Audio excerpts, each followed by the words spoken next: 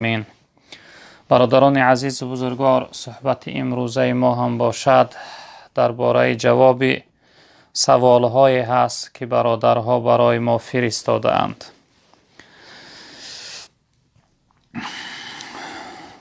السلام علیکم داملا. خب من یک خواهر اسلامی شما، من دوزنده هستم.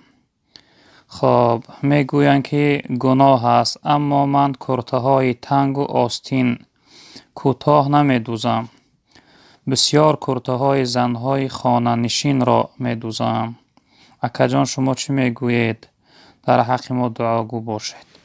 خداوند خواهر محترمه بخت سعادت دنیا و آخرت را نصیبتان بگردانه. البته را کار شما، کسب شما دوزندگی در شریعت درست است، اجازت است، به شرطی که از اون لباس هایی که هم دوختنشون حرام است هم پوشیدنشون از اونها شما ندوزید. مثلا آستین کلته چقدر تنگ و باریک، پیش های برهنه که تا نزدیکی سر سینه ها بعضی هاش نمایان و دیار هستند. وقتی شما این لباس ها را اگر ندوزید، لباس های شرعی و اسلامی، لباس های زن های یعنی مؤمنه و مسلمانه بدوزه، انشاءالله رب العالمین برای شما این کار درست است. و یک توصیه من برای شما این از خواهر محترمه، وقتی لباس هر زنی را دوخته، اون ابریشم و بعضی یعنی لاق‌هایی که کم هم باشن، میده هم باشن، از اونها زیادی میکنن، اونها را حتما همراه اون لباس یعنی به صاحب گردانده دهه، یا اینکه از صاحب وی وقتی که به قبول کردن یعنی کرتشون آمدن از اون اجازت بپرسه، بگی خواهر هستی، یعنی مادر هستی، اپه هستی، از همین لباس شما بعضی یعنی ابریشمش یا اینکه بعضی ریشته و بعضی چیزهاش در خانه من مانده است، اینها را از من ببخش. کسب شما درست است. اگر با پولم که کار کنه، خواهر محترم برای شما کسبتون درست است، به شرطی که از اون لباس های حرام یعنی ندوزه. درست است کار شما خواهر محترمه. خب السلام علیکم داملو جان. اگر در خانه شیشته باشی، بیگاه هنگام خوراک خوری شپرک آمده شیشت تا بخوره در خانه، این چی باشد؟ یک خیل آدمو میگویند که اوراحی خواه فلانی آمده، همین راست باشد؟ التماس جواب دهید. من منتظر جواب شما در غریبی. برادر عزیز، این سخنها اصل ندارند. ارواح این عالم برزخ است، عالم پس پرده هست. ارواح انسان دیده نمیتوانند. اون یک مخلوقات خدا از یک شپرک است، یک جانداری است که بیگاه شد. البته را جای روشنی میکنه و خانه ها وقت چراغ ها گریان هستند میان میدراین. یعنی این اصل نداره که یعنی ارواح شخصیت مثل یک شپرک باشه و خانه در آمده یعنی شینه. این سخنها اصل ندارن برادر عزیز بزرگوار. خب السلام علیکم داملای شیرین سخن. یک سوال دارم، التماس جواب میگفتید. من از شوهرم با قسمت الهی جدا شدگیم و دیگر نمیخواهم شوهر کردن، لیک مرا میگویند اگر دوباره شوهر کنی گناهگار میشوی در هر یک قدمت. التماس جواب میگفتید که راست است. الله علمتان عیده زیاد گردانه. بله خواهر محترمه، زن وقتی که از شوهر جدا شد یا اینکه مرد وقتی از زنش جدا شد، حتما برای اونها زن گرفتن یا اینکه شوهر کردن لازم است، چون که انسان ها را به این نمیشود. یعنی زن به مرد نمیتواند، مرد به زن یعنی ایستاده و زندگی کردن نمیتوانند. به همین خاطر در زمان جناب پیغمبر صلی الله علیه وسلم 3 نفر یعنی به هم دیگر صحبت کردند. یکی از اونها گفتند من در حیاتم زن نمیگیرم، دیگرش گفتند من در حیاتم شبها خواب نمیکنم یعنی عبادت میکنیم، دیگرش گفتند من تمام سال روزه میگیرم نمیخورم. این سخن در جناب پیغمبر صلی الله علیه وسلم رسید. جناب پیغمبر به سوی اونها خطاب کردند که من بهترین شما و خدا ترسترین شما هستم، پیغمبر شما هستم. من هم زن میگیرم، من هم یک حصه شب خواب میکنم، یک حصه عبادت میکنم. من یک بعضی روزها را یعنی از هفته و ماه بعضی روزهاش روزه میگیرم، بعضی روزهاش میخورم. در آخر سخنشو جناب پیغمبر گفتن که فمن رغب عن سنتی فلیس من، گفتن هر شخصیتی که از همین سنت من سرکشی کرد و از امتی من نیست.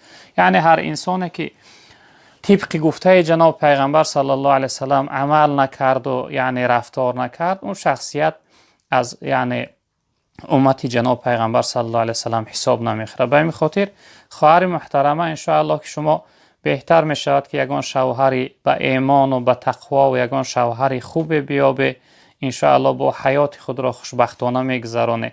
البته انسان وقتی که زندگیش یک بار ویران می شود، اون احساس میکند که دوباره یعنی زندگی خوب نمییابد، اما چنین نیست. هر چیزی به بالای انسان می آید و یعنی به فایده اون شخصیت است. ان شاء الله که از اون شوهری که جدا شده از او بهتر خوبتر شد، از خداوند امید است که برای شما خداوند نصیب میگردونه.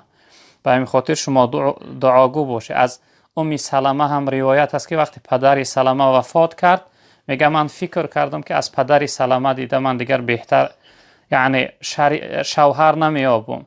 اما جناب پیغمبر برای اونها تعلیم داده بود که وقتی مصیبت به بالاتون آمد دعا کنه که اللهم اجرنی فی مصیبتی و اخلف لی خیرا منه، پروردگارا برای ما در این مصیبت اجر ثواب نصیب گردان و بهتر از این شخصیتی که از حیات ما گرفته برای ما جاینشین نصیب گردان. حضرت میگه من دعا کردم، سلمه میگه من دعا کردم خداوند برای من بهتر از پدر سلمه دیده جناب پیغمبر صلی الله علیه وسلم را نصیب گردان. به همین خاطر شما هم باشه دعا کنید که پروردگارا در این مصیبت، یعنی در این حالتی که بدبختی به بالای من آمده است، از شوهر جدا شدم، بهتر از این شوهر دیده یک شوهری به ایمان، یک شوهری یعنی به تقوا و خدا ترس برای من نصیب کرد. و ان شاء الله خدا خواهد که از خداوند امید است که شما خوشبخت میشه. به این خاطر یعنی مرد به زن نمیتوانه و زن به شوهر نمیتوانه. خواهر محترم، خداوند برای شما بخت سعادت دنیا و آخرت نصیبتون بگردونه. یک جوانی به تقوا و به ایمان خوب خداوند برای شما نصیب فرماید. خواهر محترمه،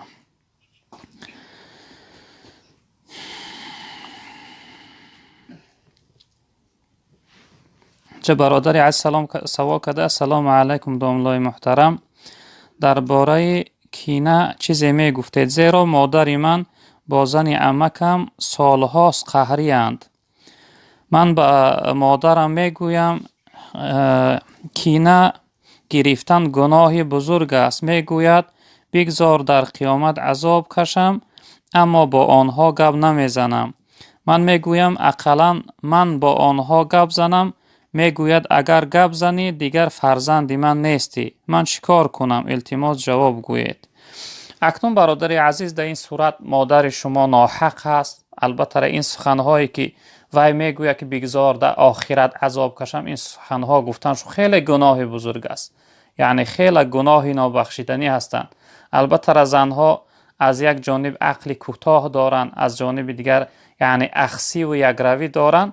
به این خاطر در این حالت شما برادر عزیز مادرتون اطاعت نکنه، مادر را گوش نکنه، شما حرکت کنید، صله رحم داشته باشه. به زن عمکتون باشه یا اینکه به عمکتون باشه، به اونها شما رفت و آمد کنید، حرکت کنید که بین این دو شخصیت یعنی صلح اندازه، حرکت کنید که بین این دو شخصیت آشتیگی اندازه.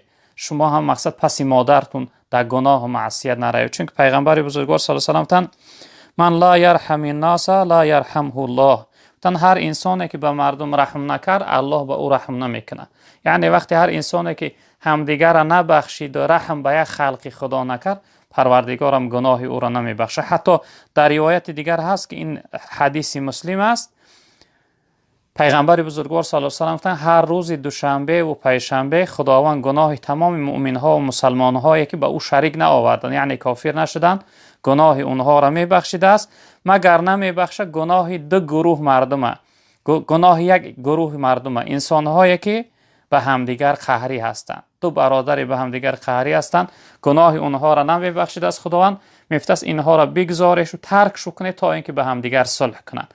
تا اون لحظه که به همدیگر یعنی صلح نکنن، همدیگر را نبخشن، خداوند گناه های اینها را نمیبخشیده است. حلال نیست برای شخصیت مسلمان که از 3 روز زیاد به یک برادرش، به یک خواهرش، به یک خویش نزدیکش قهری است. کسی که از 3 روز زیاد قهری استاد، جناب پیامبر صلی الله علیه و سلم اگر او وفات کرد او داخل دوزخ میشه.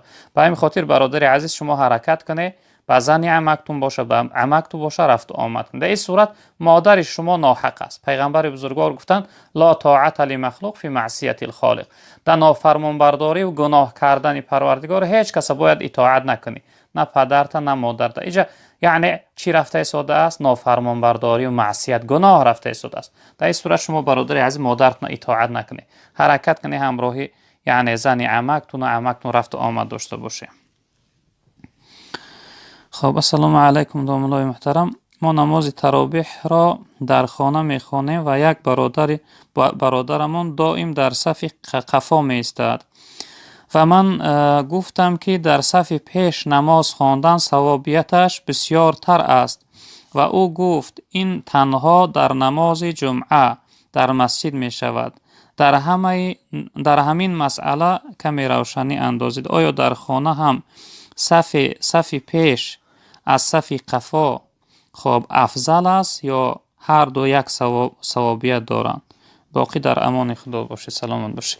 اکنون برادران عزیز در لفظ حدیث مطلق آمده است، نگفته است در مسجد و در جمعه و در دیگر جا نگفته. در لفظ حدیث هر انسان گفتن اگر مردم میدونستند که در اذان گفتن و در صف اول چی ثواب است، چی قدر اونها یعنی قرعه اندازی میکردن، حرکت میکردن، پیشگیری میکردن تا اینکه صف اول یا اینکه اذان گفتن از خود کنند.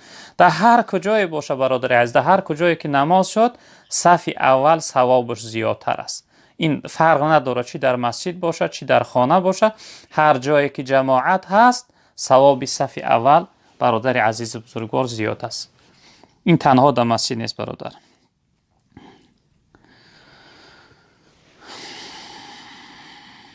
اینجا برادر السلام علیکم دامنای محترم، یک سوال دارم. وقتی که آدم گناه کرد خب در نامه اعمالش می نویسند اگر الله مهربان گناهش را بخشد چه خیل می شود؟ گناه در نامه اعمال می ایستد یا نه؟ نه برادر عزیز، وقتی که الله رب العالمین گناه انسان بخشید در حدیث های جناب پیغمبر صلی الله علیه وسلم میگذارن خداوند محو و نابود میکنه، یعنی بالای گناه خط میکشه، او را از نامه اعمال یعنی دور میکنه، نابود میگردانه، باقی نمیمونه. وقتی که خداوند توبه انسان قبول کرد و گناهش بخشید در نامه اعمال او اثر از اون گناه باقی نمیمونه. به این خاطر مقصد عقیده اهل سنت و الجماعه همین است که خداوند وقتی گناه انسان بخشید دیگر در نامه اعمال انسان اون گناه باقی نمیمونه. خب برادر عزیز سوال کرده که السلام علیکم و رحمت الله و برکات داملا، پرپراوی مرغی یا پرپراوی گاوی استفاده بردن ممکن است؟ در راستی الله از شما راضی باشد. اکنون این پرپراوایی که مثال چه مرغی هستند چه گاوی هستند در مغازین ها میفروشند، همونها بعضیشون در درونشون یعنی گوشتی همون گاو یا گوشتی همون گوسفند میده کرده یا مرغ میده کرده داشتن، بعضیشون روغن یعنی روغن بدنی همون حیوان داشتن. اگر از این چنین پرپراوها باشه البته ممکن نیست، چون که این به همگان معلوم است که حیوان های اجاره مسکمینت میکشه و روغن ها و گوشتاشون هم باشه حرام هستند. اگر یعنی در درونش یعنی در ترکیبش از گوشت روغن همون داشته باشه البته استفاده بردنشو درست نیست. اما اگر همش علفیه باشن، مثلا از گشنیج و دیگر چیزها باشن، این نوعاش برادر عزیز ضرر نداره و درست است استفاده بردن.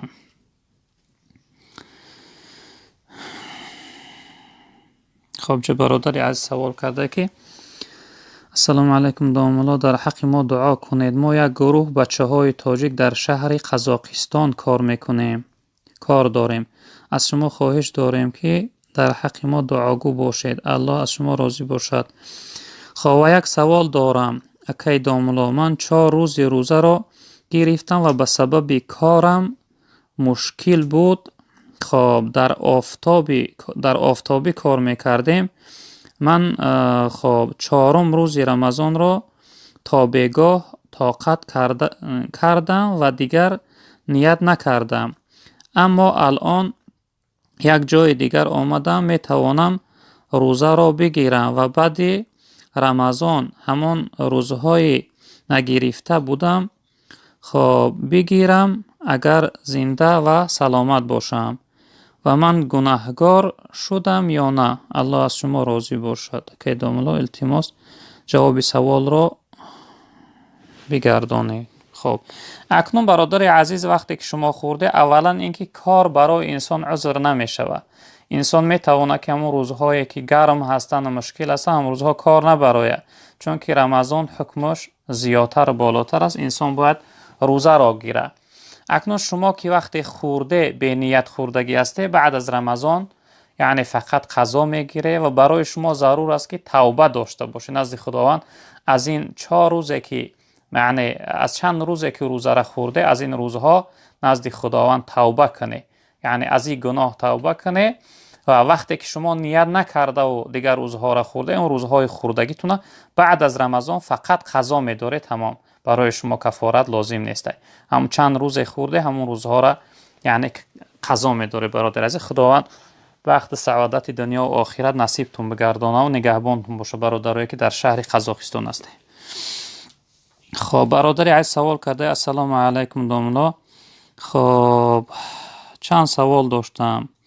یک، در رمضان دندان را دارو یا نمک مانیم، روزه میشکند، درد میکنه. اکنون برادر عزیز، وقتی شما دارو بگذاره در دندانتون یا که نمک بگذاره، اگر آب شخورد نکنه و گردانده توف کنه، در این صورت روزه شما نمیشکنه، روزتون یعنی درست میشه، باقی میمونه. اما وقتی دندانتون دارو گذاشته یا نمک گذاشته، وقتی مزه و یا آبی دهانتون قرد کرده، البته در این صورت روزه شما میشکنه. بعد از رمضان یعنی که قضا میداره، تمام، براتون کفارت نیسته، چون که شما در حالت درد کردن عذر شده است مونده.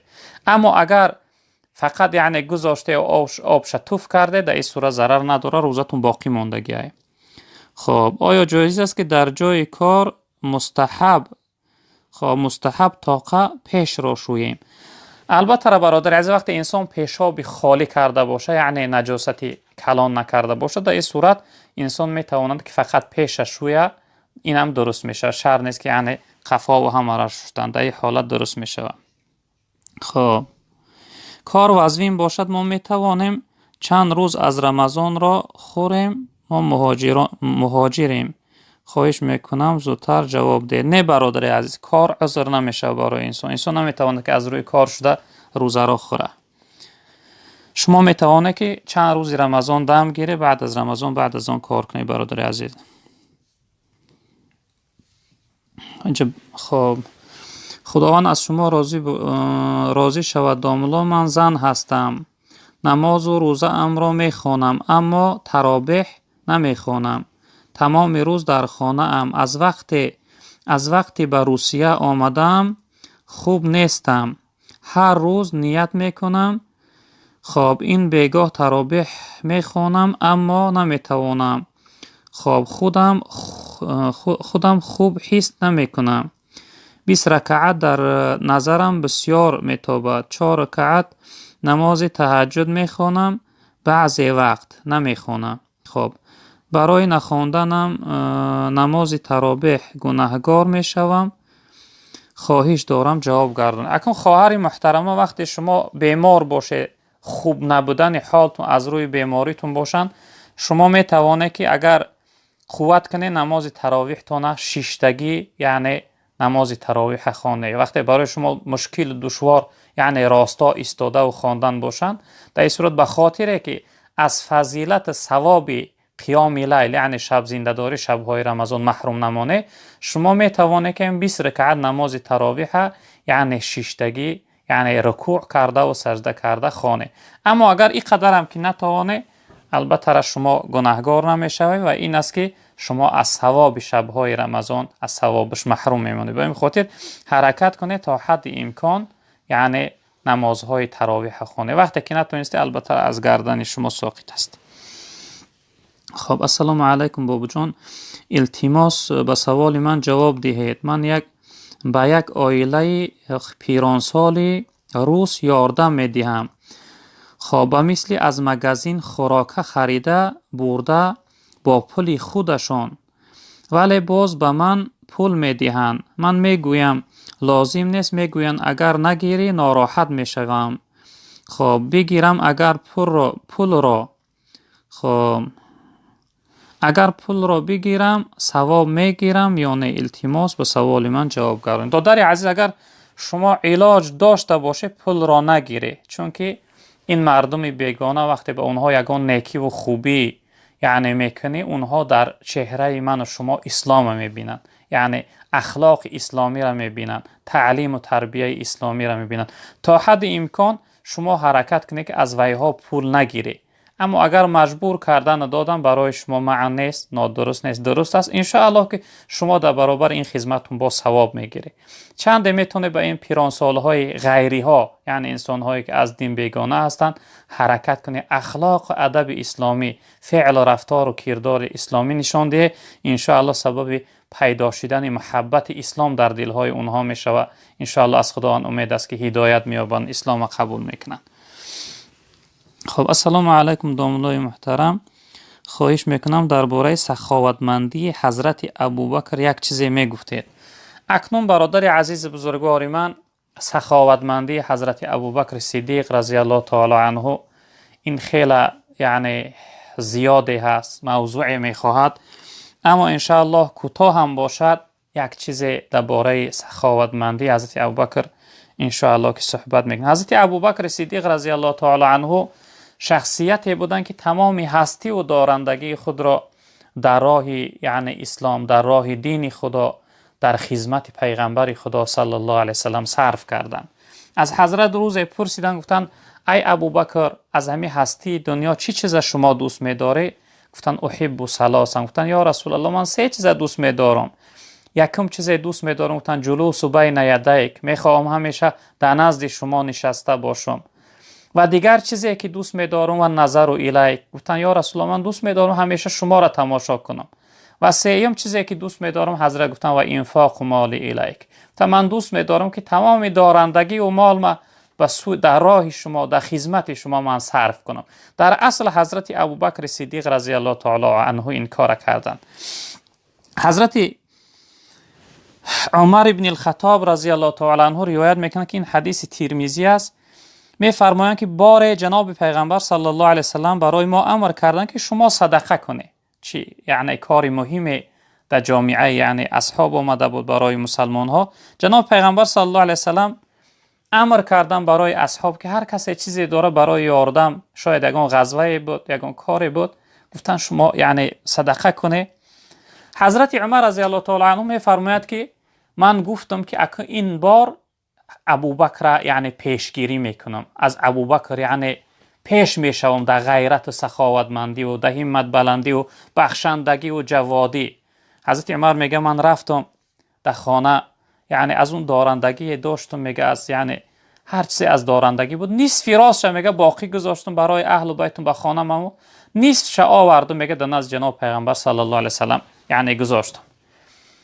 وقتی جناب پیغمبر آمد گفت ای عمر، گفت آیا برای اهل چیزی باقی گذاشته؟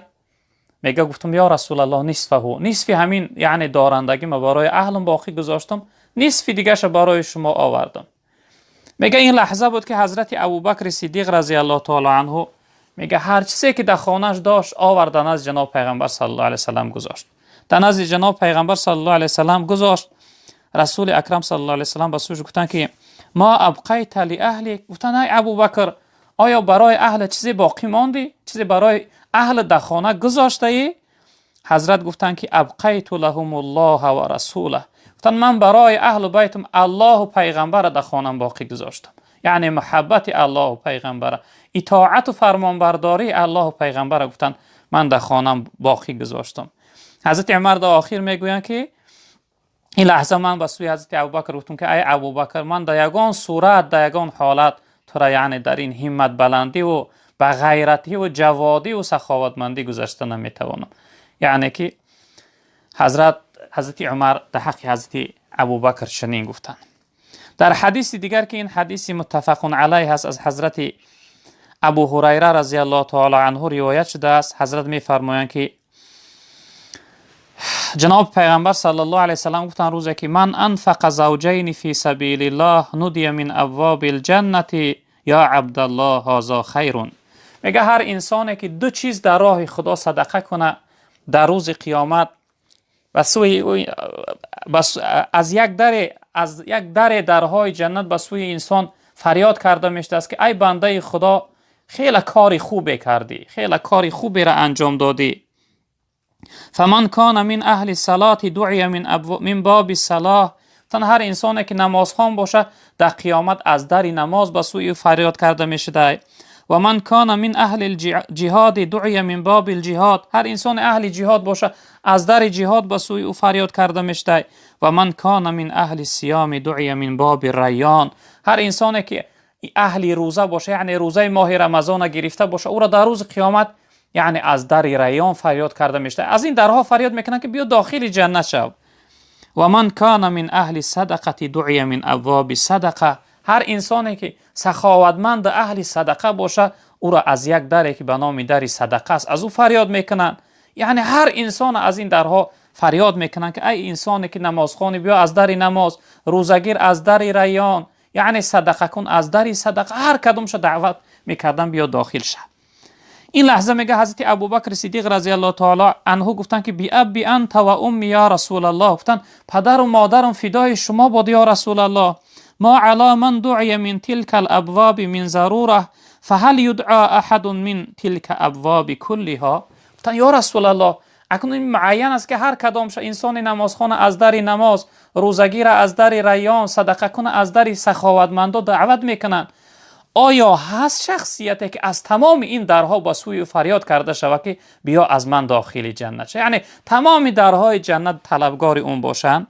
جناب پیغمبر صلی الله علیه و سلم گفتن نعم. گفتن آره یا ابوبکر، هست چنین.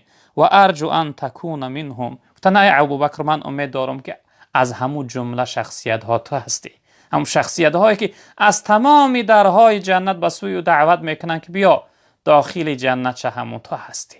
حتی روایت میکنن که حضرت ابوبکر صدیق رضی الله تعالی عنه تمام دارندگی و یعنی بایگری را در راه خدا، در راه دین خدا صرف کرد. حتی روز میگه یک چادر کهنه، یک چادر دریدگی و چقدر یعنی از کار ماندگی در بدن پیچانده بود، در نزد جناب پیغمبر صلی الله علیه وسلم آمد نشست. این لحظه میگه حضرت جبرائیل علیه السلام آمد و نزد جناب پیغمبر صلی الله علیه وسلم با سوی پیغمبر بزرگوار صلی الله علیه وسلم سلام گفتند و حضرت جبرائیل علیه السلام جناب پیغمبر را گفتند که الله رب العالمین حضرت ابوبکر صدیق سلام میگوید.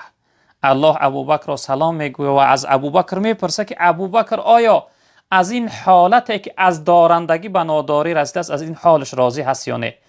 از این که تمام مال و دارندگیش در راه خدا، در دین خدا صرف کرد، سخاوتمندی کرد، آیا از این حالتش راضی هست یا نه؟ میگه وقتی رسول اکرم صلی الله علیه و سلم میگه حضرت ابوبکر گفتن که یا ابی بکر ربک یقرئک السلام، ای ابوبکر پروردگارت سلامت میگوید. میگه حضرت ابوبکر از خوشحالی هوشش رفت در زمین افتاد. میگه اصحاب پیغمبر و آب میشپیدن، هوشیارش میکردن. رسول اکرم صلی الله علیه و سلم گفتن که جبرائیل علیه السلام از شما میپرسه آیا از این حالت راضی هستی یا نه؟ حضرت میگه گریه میکردند و فریاد میکردند، میگفتن من از پروردگارم راضی هستم، من از پروردگارم راضی هستم. یعنی که حضرت ابوبکر تمام مال و دارندگیش صرف راه خدا، صرف دین خدا کردن. سخاوتمندی ابوبکر صدیق رضی الله تعالی عنه برادران بزرگوار من این حد و کنار نداره. در اصل حتی روایت از جناب پیغمبر صلی الله علیه و سلم روزی گفتن که هر انسانی که بالای من حق داشت، حقهای اونها را من گرداندم مگر حق دو شخصیت گردانده نتانستم، حق حضرت ابوبکر صدیق رضی الله تعالی عنه و حق حضرت خدیجه مادرمونه. اما پیغمبر بزرگوار گفتن که پروردگارم کفیل شد، خداوند به گردن گرفت که حق دو شخصیت من میگردانم. یعنی حق این بزرگوارها را الله رب العالمین در قیامت یعنی ادا میکرده است. به این خاطر سخاوتمندی اینها حد و کنار نداره. برادر عزیز بزرگوار، خب برادری عزیز سوال کرده که السلام علیکم داملای محترم، سوال داشتم. $1000 در یک دوستم دارم، او استفادهش میکند، من از آن سوم باید زکات دهم یا نه؟ خدا در پناهش نگهبانتون باشد. بله برادر عزیز، وقتی که انسان در یک کس قرض میدهه، البته شما ثواب قرض دادن تو نگرفته شده. جناب پیغمبر صلی الله علیه و سلم گفتن که یک سوم صدقه 10 ثواب داشته باشه، اگر یک سوم قرض 18 ثواب داره، یعنی ثواب قرض زیادتر است. شما این لحظه ثوابی از جانب قرض دادنتون ثواب گرفته ساده، زکات او در گردن شما فرض است. اگر 10 سالم 5 سالم چند ساله او برادرتون سوم شما را استفاده ببره، زکاتش در گردن شما فرض است، یعنی زکات او را باید ادا کنه.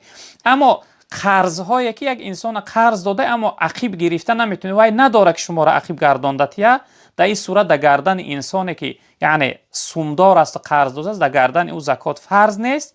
همون لحظه ای که اون برادری که قرض گرفته بود پول یافت و آورد صاحبش گردان داد، بعد از اون در انسانی که یعنی سوم دهنده است در گردن این فرض می شود که سالهای گذشته هم زکاتشون ادا کنند. یگان سخن می گفتید. اکنون برادر عزیز، گلستروک بستن چی در نکاح باشه یا چی در این مکتب ها باشه، اگر انسان مقصد و قصدش تکبری نباشه این ضرری نداره. البته اینها در مسئله های فقه هستند، این برای انسان ضرر نداره. اما انسان از روی کبر و غرور اگر ببندش یا اینکه بی عذر برای زینت ببندش، در این صورت برای انسان حرام می شود. البته اکثر یعنی جوانهای دانشجوی ما یعنی هم برای اونها فرمیدگی هستن که شما باید گلستروک داشته باشی، یا اینکه در روز تویش ببنده یک لحظه به خاطر یعنی اگر مقصد قصدش تکبری نباشه براش معنی نیست. البته براش درست است برادر عزیز بزرگوار. خب چه برادر عزیز سوال کرده که السلام علیکم داملای محترم، در حق شخصی که بیگانه، خب در حق شخصی بیگانه دعای خیر کنیم جایز است؟ اکنون برادر عزیز مقصد شما بیگانه چی نوع انسان است؟ آیا بیگانه از دین یا اینکه بیگانه از خویش و تبار؟ انسان هایی که بیگانه از دین هستند یعنی غیر مسلمان ها را ما مؤمن ها و مسلمان ها باید در حق اونها دعای هدایت کنیم. البته کافرها را در حقشون درست نیست که انسان بگه که خداوند رحمتشون کن، خداوند مغفرتشون کن. برای کافرها این دعای رحمت و مغفرت درست نیست، برای اونها ما باید دعای هدایت کنیم. چی نوعی که جناب پیغمبر صلی الله علیه وسلم در حق حضرت عمر رضی الله تعالی عنه روایت دعا کردن که اللهم اعز الاسلام باحد العمرین، پروردگار اسلام با یکی از این عمرها یعنی عزت بده، نصرت بده، پیروز بگردان. اینجا حضرت عمر ابن الخطاب یعنی در نظر داشتن در حقش دعا میکردن. یا اینکه وقتی پیغمبر بزرگوار صلی الله علیه و سلم طائف رفتن مردم دعوت کردن، اونها ایمان نآوردن، جناب پیغمبر با سنگ ها و چوب ها سر بدنش زدن، پر از خون کردن. این لحظه هم جناب پیغمبر دستاش برداشتن در حقشون دعا کردن، گفتن اللهم اهدی قومی فانهم لا یعلمون، پروردگار قوم های من هدایت کن، اینها نمیدونن تا از روی نادانی کار در حق من کردن. دعای هدایت در حق بیدین ها درست است، اما در حق برادرهای مؤمن و مسلمانی که یعنی خویش تبار نیستن و اونها چی هستن؟ مسلمان هستن، ما در حق اونها یعنی می توانیم که هر نوع دعای برکت و دعای رحمت و دعای مغفرت کنیم، چون که جناب پیغمبر صلی الله علیه و سلم حدیث مبارکشون هسته.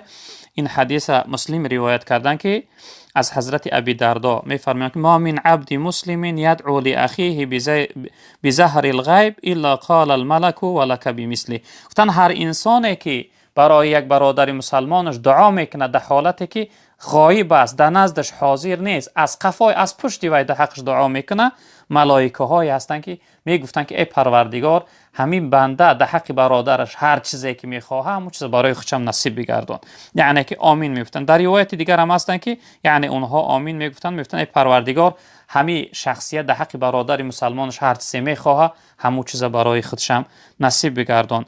در روایت دیگر پیغمبر بزرگوار صلی الله علیه و سلم این حدیث طبرانی روایت کرده است، حضرت گفتند که خب من استغفر للمؤمنین والمؤمنات کتب الله له بكل مؤمن و مؤمنه حسنه. تن وقتی که انسان در حق تمام مؤمن ها و مسلمان ها طلب مغفرت کنه، یعنی مثلا ما در نماز میگیم که اللهم اغفر لی و لوالدی و لاستاذی و لجمیع المؤمنین والمؤمنات والمسلمین والمسلمات، یا اینکه بگیم که اللهم اغفر للمؤمنین والمؤمنات والمسلمین والمسلمات، پروردگار تمام مؤمن ها و مسلمان ها را، زن ها و مرد هاشون گناهاشون مغفرت کن. بعد در دوامش میگیم الاحیاء منهم والاموات، زنده هاش و مرده ها، این چنین زنده ها و مرده های مؤمن ها و مسلمان ها را مغفرت کن. پیغمبر بزرگوار گفتن به عدد تمام مؤمن و مسلمانی که هست خداوند به عدد اونها یعنی در نامه اعمال انسانی دعا کننده حسنه می نویسه، یعنی ثواب نوشته میکنه. البته در حق انسان های مؤمن و مسلمان دعا کردن ثواب داره، این درست و جایز است برادر عزیز بزرگوار. خب اینجا برادر عزیز سوال کرده که السلام علیکم داملا، آیا در وقت نماز خواندن جنبیدن شخص درست است؟ اکنون جنبیدنه که بعضی انسان ها در حالت قرائتشون یعنی خود را میلرزانن از حد زیاد باشه، البته این مکروه است، نادرست است. اما بعضی انسان وقتی به بار یک پاچش ایستاد، به بار یک پاش ایستاد، کمی این یعنی جانب این طرفش گردانه و در بار پای دیگه ایسته، این نوع جنبیدن یعنی نادرستی و معنی نداره. اما حرکت زیاد که بعضی انسان ها در قرائت دیگه چون می جنبانن هر طرف میبرن، اینش البته در نماز نادرست و مکروه است برادر عزیز بزرگوار. خب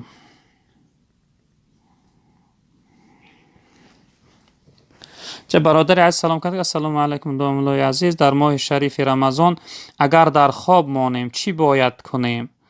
روزه امان را باید خوریم یا نه؟ نه برادر عزیز، انسان وقتی شب سحر خسته نتوانست یعنی سحر خوراک نکرد، وقتی بیدار شد که روز شده از آفتاب برآمده است، انسان میتونه که اون لحظه هیچی که خوردگی نیست میتونه نیت کنه، یعنی پیش از نصف نهار هم نیت میکنه، نیت روزه و میتونه که روزه رمضان شگیره، یا اینکه از سر شب قصد کرده باشد در دلش، دیگه نیت روز یعنی روزانه دیگه برای شرط نیسته.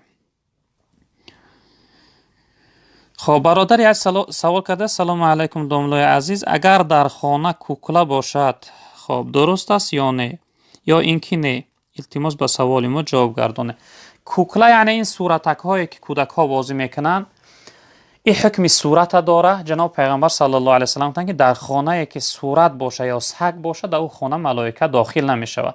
بهترش که این چیزها را یعنی از خانه ها تو بیرون کنه، نبودنش بهتر است، چون که حکم صورت دارن. در هر خانه که صورت باشه، یا اینکه وقتی به فرزنداتون و به طیف کودکاتون لباس میگیره حرکت کنه که دام لباس های بدن هم صورت نباشه، چون که پیغمبر بزرگوار صلی الله علیه و سلم گفتند که در هر خانه که صورت باشه یعنی در اون خانه ملائکه داخل نمیشه. به این خاطر نبودنشون بهتر است برادری عزیز بزرگوار.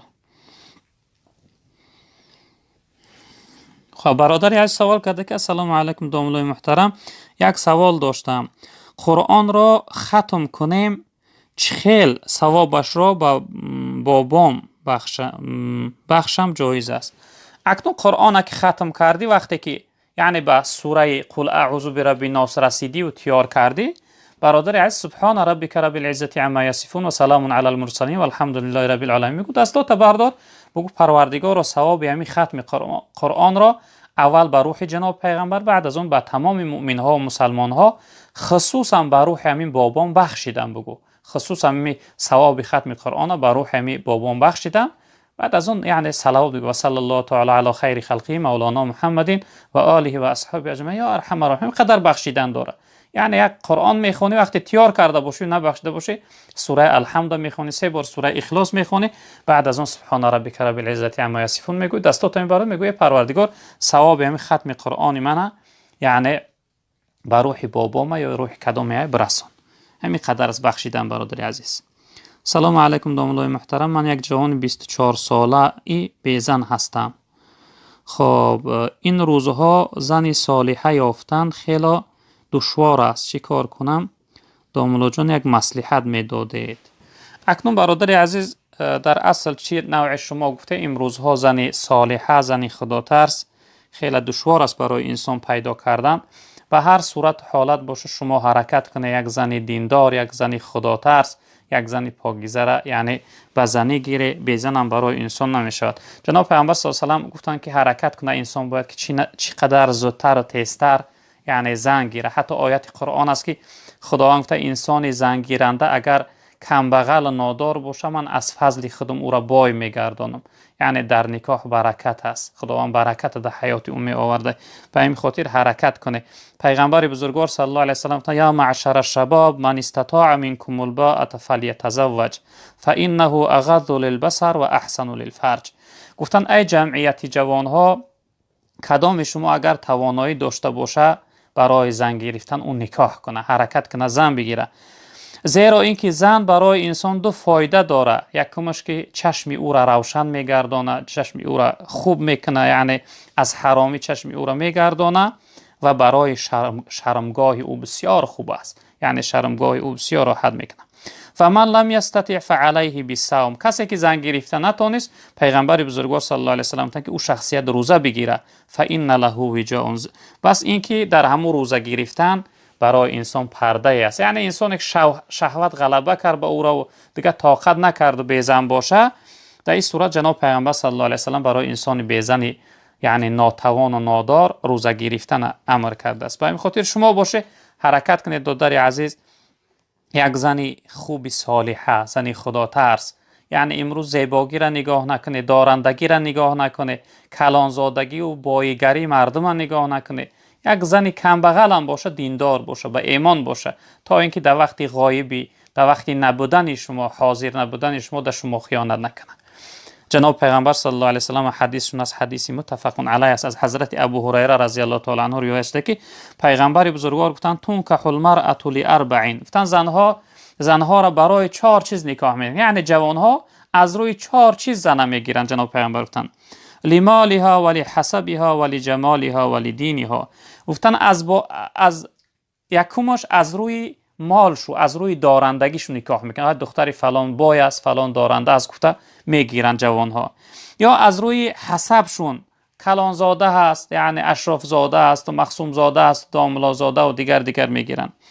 و بعضی از روی جمال، یعنی از روی حسن و زیبایی اون دختره میگیرن. جناب پیغمبر گفتن ولی دینی ها، گفتن با بعضی انسان ها هستن که از روی دینداریش، دختری صالح است، دختری خدا ترس است، دختری به ایمان است، دختری به حیا است، از روی دینداریش میگیرن.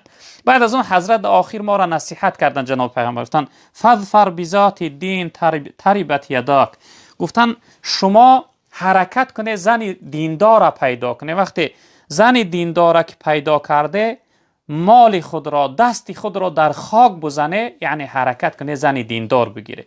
چون که زن مالدار و زن کلانزاده و زن زیبا برای شما وفا نمیکنه، برای شما یعنی اون یعنی حقیقت و خدمت و یعنی امانت شما را نگهبانی خوب نمیکنه. اما زن دیندار باشه انشاءالله که همه جانبه در شما خدمت میکنه. حال دوستای خدا حکایت میکنن، میگوین که یک انسان بسیار انسان بینمود بود، حسن و جمال زیبایی هم نداشت، اما یک زن گرفت، زنش بسیار خدا ترس و صالحه و بعد از اون زیبا هم بود. این زن میگه بسیار در این مردی که یعنی بینمود بود، یعنی حسن و جمال نداشت، خدمت میکرد، میدوید همه جانبه، همه طرفه میدوید. این شخصیت میگه فکر میکرد که شاید این زن من از حد زیاد دوست میداره. حتی میگن بینی یعنی ستون مهرش کج بود با این مرده، یعنی قامتش هم راست نبود، قامت خمزده داشت، راست راه گشته نمیتوانست. این مرد فکر میکرد که شاید که این زن من از حد زیاد دوست میداره. بعد میگه روز در نزدش شیناندش، گفت زن، گفت تو به خدا قسم، گفت راستش بگو چقدر من دوست میداری؟ گفت من راستش میگم، به خدا قسم من تو به خاطر دوست میدارم که الله احترام و حرمت تو در بالای من گردانده است. من به خاطر امر الله تو دوست میدارم. نباشه تو چیزی داری که یعنی من تو از چی رو دوست بدارم؟ نه زیبا هستی، نه قامت راست داری، نه یگان دیگر حسن و جمال داری. گفتن من به خاطر امر و اطاعت الله. انشاءالله اگر شما هم باشه برادر، زن دیندار رو به ایمان آورده، در اند کار قهر کرده از خانه برآمده نمیره و در همه حالت شما طاقت میکنه، در همه حالت شما با شما یعنی که رفیق حیاتتون میشوه، محرم راستتون میشوه، آباد کننده زندگی و حیاتتون، مادر فرزنداتون میشه. انشاءالله هم دنیا هم آخرت شما آباد میشه. و این خاطر حرکت کنه دادر عزیز، یک زنی به ایمان، یک زنی دیندار در نکاح دراره. خب برادر عزیز سوال کرد که السلام علیکم داملای شیرین سخن، برای چی زنها پیغمبر نمیشوند؟ برادر عزیز بزرگوار، زن به خاطر این، البته در کتاب ها دوستای خدای نه آوردن که به چی خاطر زنها پیغمبر نشدن. به خاطری که زنها اونها را دیدن بیگانه براشون حرام است، صدای اونها بلند کردن. منظور و مقصد از رسالت نبوت پیغمبری این دعوت است، امر خدا را در بنده های خدا رساندن. زنها نمیتوانند که مثلا صداشون را بلند کنن، مردم را به سوی خدا دعوت کنن و صدای اونها را مردای بیگانه شنون. یک دیگر اینکه زنها معذور هستند، عذر دارند. عذر اونها این است که حالت میشه و اینها کسل زنانه میشوند، یعنی از عبادت و بندگی خدا دور هستند. زنها بعد از اون در حالت شهادت نگاه کنیم، 2 زن بعد از اون حکم یک مرد داره. یک زن یعنی انسان کامل حساب کردن از روی یعنی کم بودن عقلهاشون، یعنی سست بودن دینداریشون که حالت از عبادت و بندگی دور هستن، به همین خاطر از یعنی جنسی زنها خداوند پیغمبر نآورده است. مردها سرپوشه زنها هستند. مردها یعنی الرجال قوامون علی النساء، آیت قرآن است که مردها سرپوشه زنها هستند، نگهبان زنها هستند. به همین خاطر خداوند از انسان کامل یعنی خداوند پیغمبر فرستاد، پیغمبر یعنی انتخاب کرده، قبول کرد. به همین خاطر از زنها نشد. برادر عزیز بزرگوار، خب اینجا یک خواهر اسلامی سوال کرده که السلام علیکم اکای دامولا، من بعد از تولد فرزندم بادی من از پیش می براید. در وقت نمازم بعد طهارتم اکای دامولا آیا نمازم درست می شود یا که من چیکار کنم؟ یک مصلحت تین التماس، بسیار احتیاج دارم. اکنون خواهر محترمه، وقتی که شما مقصد گفته که باد انسان از پیش می براید، این حالت ها هستند. وقت شما معذور حساب میخوره، یعنی شما انسان عذردار هسته، شما باید در هر یک نماز طهارت کنه. مثلا در نماز بامداد طهارت کرده، وقتی که آفتاب برآمد طهارت شما میشکنه، در نماز پیشین با طهارت میکنه، در نماز عصر با، یعنی در هر یک نماز باید شما طهارت نو کنه. اگر بعد از طهارت کردنتون یعنی تا خواندن نماز اگر بادم برای طهارت شما نمیشکنه، یا اینکه در حالت نماز خواندن باد شما هم برای طهارتتون نمیشکنه، چون که شما معذور هسته، طهارت شما وقتی برآمدن نماز میشکنه. مثلا بامداد خوانده، کدام وقتی که نماز بامداد قضا شد، مثلا آفتاب برآمد بامداد قضا میشه، در برآمدن آفتاب به طهارت شما میشکنه. وقتی پیشین خوانده در آمدن نماز عصر طهارت شما میشکنه. یعنی شما معذور حساب میخوره خواهر محترمه، شما در هر یک نماز باید طهارت نو کنه. خب چه برادری از سوال کرده که السلام علیکم و رحمت الله و برکاته، داملو خداوند علم شما رو بازم زیاد گردانه. خب همین شیطان و جین خب یک مخلوق هستند. خب فرق بین همینها هست.